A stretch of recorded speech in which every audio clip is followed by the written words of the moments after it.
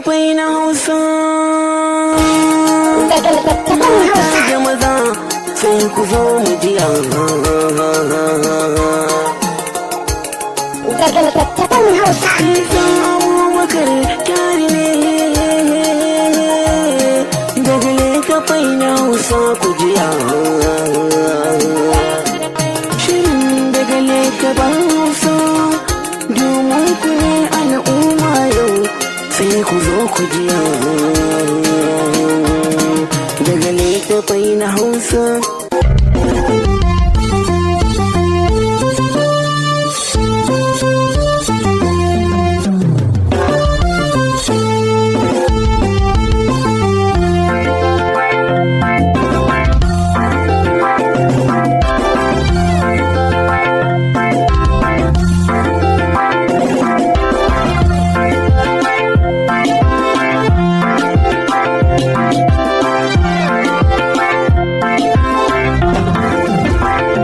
Daga littattafan Hausa.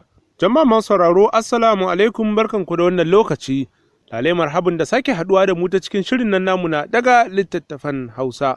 Muna karanto muku littafin 'yar tsakar gida wanda Zahra'u Baba ya kasai, Mrs. Tijjani Shu'aibu Ringim ta rubuta. Habiba matar Husaini mai kilishi Kefi da Muhammadu Musini Cin da Hadari suka aiko domin karantawa ku masu saurare. Idan masu saurare ba su manta ba, a karatunmu na baya mun kwana ne a inda aka yi wa Lu'u-Lu'u gori na cewar ita shegiya ce ba ta da iyaye. Nan ta dawo gida da tambaya fal a cikin zuciyarta domin ta tambayi hajiyarta. Tana zuwa ta riske hajiyar ba ta da lafiya inda jininta ya hau sosai. Aka kwashe ta aka kai ta asibiti. Duk da kasancewar Lu'u-Lu'u ƙaramar yarinya don tana JSS 3 ta gigice. Ko in ce ta fita daga hankalinta, ga tambayoyi ta zo da su wa zai amsa mata. A nan muka tsaya muka kuma saɓalar ɗorawa daga inda muka kwana. Masu saurare Assalamu alaikum, Isa Abubakar Kare ke muku lale marhabun ta cikin shirin. Al'umma suna so bana ware kowa, 'yan goyin suna ji na ji suna faɗowa, 'yan taksi suna ji na ji suna tashewa. To madalla. Tana zaune jikin Hajiya, idanunta ya soye, ta zuba mata ido kamar wacce za a ce ga mutuwa nan ta shaƙe ta, kowa a gurin ita yake tausayawa. A wayan da likitan nan ya ɗiba suna cika, Hajiya Asabe ta ce ga garin ku nan, faɗar irin rikicewar da Lu'u-Lu'u ta yi ba zan iya bayyanawa ba, don za a fita da gawar, ta fisgo ta ce, Abbana, ku bar min Hajiyata, ina son ta haka. Sai da aka kama ta aka rufe ta cikin ɗaki. Aka fita da Hajiya, ta daɗe a sume kafin likitoci suka sami nasarar farkar da ita. Tana dawowa cikin hankalinta, ta yi alwala ta yi sallah, ta buɗe Alkur'ani tana karantawa, idanuwanta kuwa bai daina zubar da hawaye ba. Duk wadda ya halarci gidan ta'aziyar nan ya tausayawa halin da yarinyar nan take ciki. A haka aka yi sadakar 3, aka zo aka yi ta 7, Lu'u-Lu'u kwance falon Hajiyarta. Tana kwance idanunta suna zubar da hawaye ta ce, Duniya zancen banza, yanzu kake mutum, gobe ka zama gawa, to rayuwa ina za ki da mu, yanzu shi kenan mutuwa ki rasa daidai lokacin da za ki ɗauki Hajiyata, sai lokacin da nake buƙatar jin wasu kalamanta. Ta tuno ranar da za ta bi abbanta Kaduna, inda Hajiya ta rako ta gate tana cewa, wai yaushe za ku yi pleasement ɗinku? Lu'u-Lu'u ta ce, sai an koma hutu Hajiya. Hajiya ta ce, Ni fa na fi son ki yi karatu mai zurfi ta kowane fanni, ki kasance kin zurfafa, don shi zai zamar miki garkuwa a rayuwarki. Na fi son duk lokacin da za ki aure, ki sami mutum kamili ki aura, saboda wasu dalilai. Lu'u-Lu'u ta ce, Hajiyata, wani irin dalilai? Lu'u-Lu'u kenan. Ba za ki gane ba, sai zuwa gaba, Allah ya raya min ke.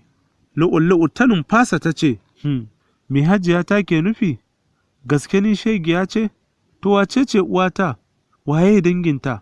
Kai, mutuwa ya zaki min haka. Kawai shashshekar kukanta Alhaji ya ji, nan fa aka tarar rashinta. Hajiya Asabe ta zama tarihi, sai dai mu bi ta da addu'a. Lu'u-Lu'u ta zama jaruma wajen yi wa hajiyarta addu'a. To fa, rayuwa ta dawo mata sabuwa. Hajiya Fati ta yi kiran Lu'u-Lu'u ta ce, To, Lu'u-Lu'u, sai ki zage, don me ɗaure miki gindi ta kwanta dama. Saboda haka yanzu jin daɗin rayuwarki na hannuna. Abin da nake so da ke, da safe in kin tashi ki yi wankin banɗaki, sannan ki share gida tas, ki ɗora abin karyawa sai ki tafi makaranta. Lu'ulu'u ta ce, to hajiya, da ta dawo ta yi wanke-wanke abincin rana ta ɗora sanwar dare, sannan ta tafi Islamiyya. Gashi daga Gwale zuwa Yakasai da nisa, amma ƙafa take tafiya. A dawowa ne za ta biyo su Bahariya ƙannan Hajiya Asabe, in sun biyo ɗaukar ta don makarantar safe, ita ma a ƙafa take zuwa. Idan ta gaida baba na sama, ya kawo kuɗin mota da na kashewa ya bata, tana fitowa Hajiya Fati za ta ƙwace. Lu'ulu'u ta rame, ƙoƙarinta ya ragu saboda rashin samun isasshen lokaci. Wata rana su Maɗiya suka sami hutu suka zo, ta ga wulaƙanci da ƙasƙanci gurin Hajiya Fati. Lu'ulu'u ce ta zama 'yar aikinsu, 'yar aikin da tana amfani da ɗakin hajiyarta. To yanzu Anti Salma aurenta ya mutu, ita take amfani da ɗakin. Kullum tana rarraƙafe daga soro, sai kicin, tsakar gida, nan ne gidansu, ɗakinta komai nata a can yake. Takan yi kuka sosai in ta kalli halin da take ciki. Tana kwance ba ta da lafiya, tana mura da zazzaɓi, ga idanunta na hawaye saboda mura, ga ciwon kai, ko magana ba ta so a yi a kusa da ita. Rafiya sarkin rashin kunya ta zo kicin ta same ta inda take kwance, ta sa ƙafa ta shure ta ce, ki tashi ki ɗora min ti. Da ƙyar ta buɗe ido ta ce, wallahi ba zan iya ba, ki ɗora da kanki. To so kike in zo ɗorawa in ƙone? To ko a gidan ubana bana irin wannan aikin, bare gidan kakana. Lu'ulu'u ta ce, ke ba zan yi ba, ko 'yar aiki ce ni, in ba ni da lafiya a saurara min, bare ni ma 'ya ce kamar kowa. Ƙarya kike, ta ji an ce, wa ya ce miki ke 'ya ce kamar kowa? Ke 'ya ce mara asali, mara tushe, an same ki ta hanyar haram, an liƙa wa ɗana ke, to bari in gaya miki, ke fa ba kowa ba ce, face shegiya. Tun daga nan ba ta sake sanin halin da take ba, sai buɗe ido ta yi ta ganta ɗaure da ledar ruwa, ta miƙe zaune sai ta ga Anti Salma ta taso. Sannu Lu'ulu'u ta ce, Anti Salma, don Allah wace ce uwata, saboda me ta yi min haka? Ita babata ba ta san babu abin da ya fi ɗan adam daraja ba, ta zo ta yarda ni, ta wulaƙanta ni, ya za ta yi min haka? Ko ni ne wa kaina?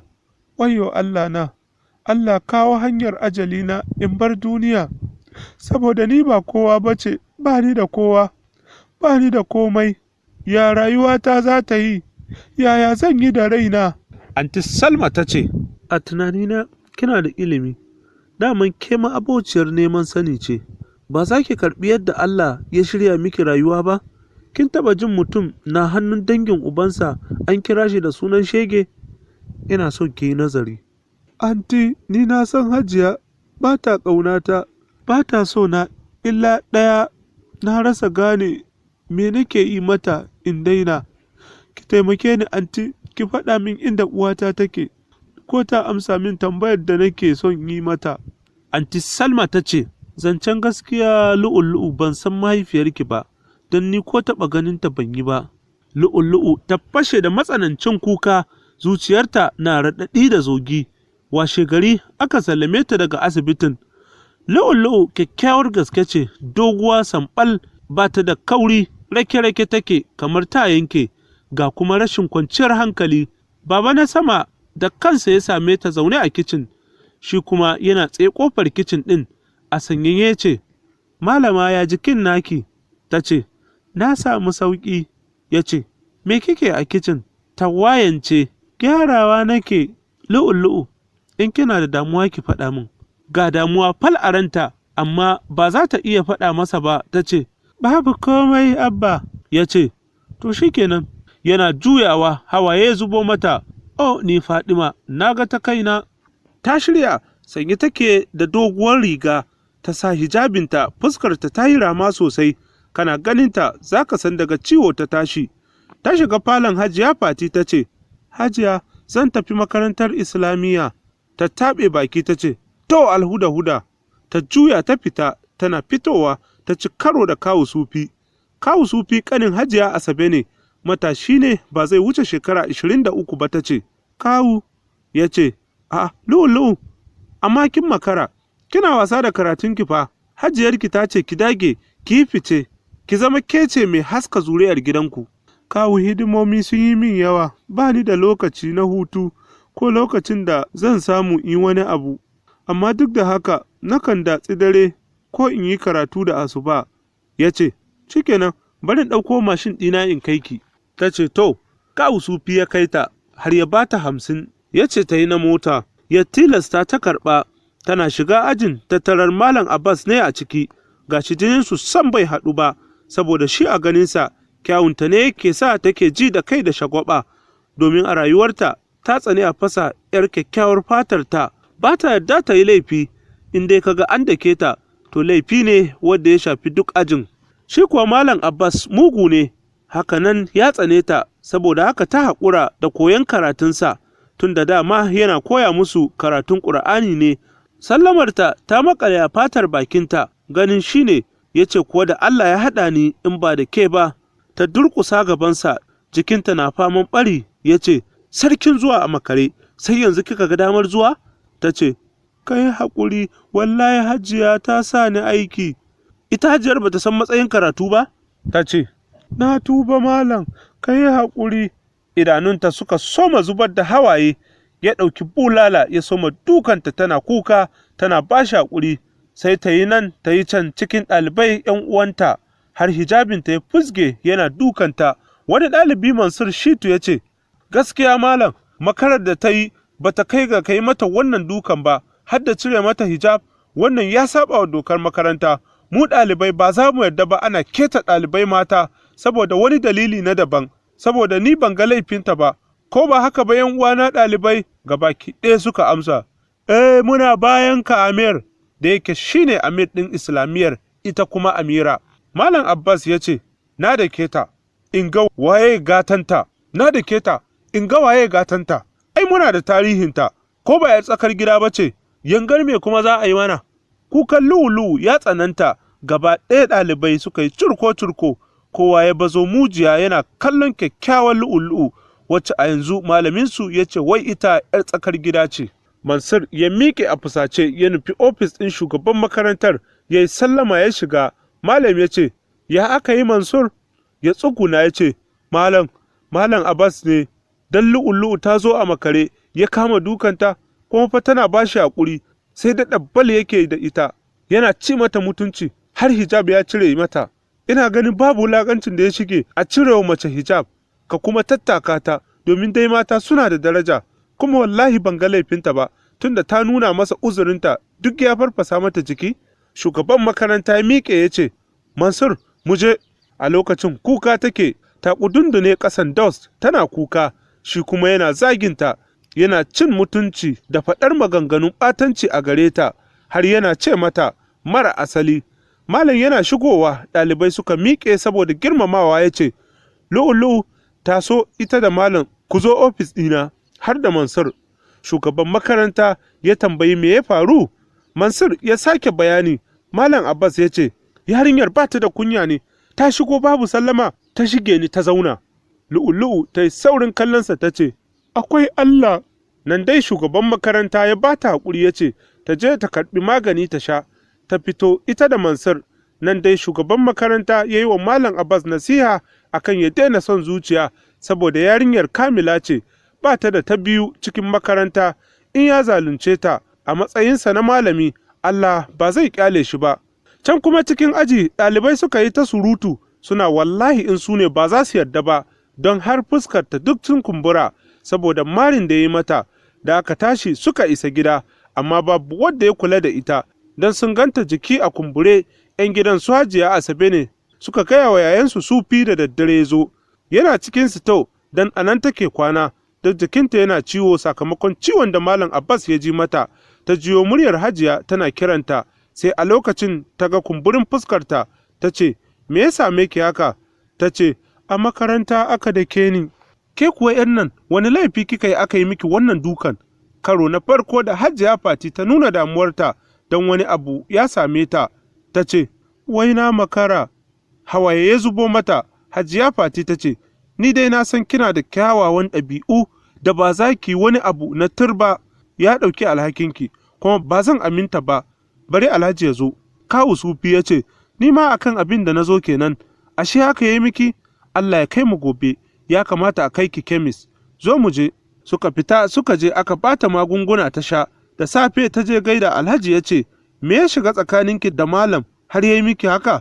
Tana kuka ta bayyana masa har cin mutuncin da ya mata, ya ce shi kenan, ki haƙuri. Ya iya fidda siga kamar shi ya rubuto, wannan waƙar tashi ce mu taka rawar azanto, inda idan yana yi baya yin kwakwanto, madar mai rubutu Isa za ya furto. Masarare ga shi mun koro karatu, amma lokacin da aka ɗebarwa shirin ya riga ya ɗaga mini hannu.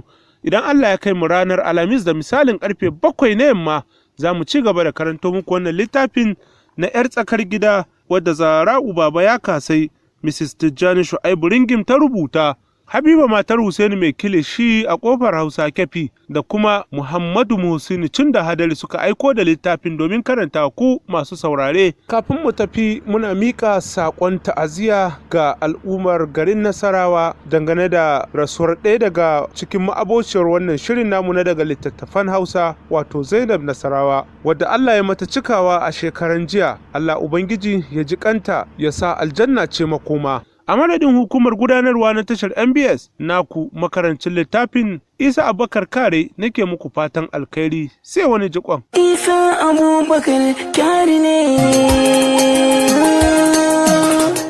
kai ma ki zo ki jiya, kai ma ka zo ka jiya,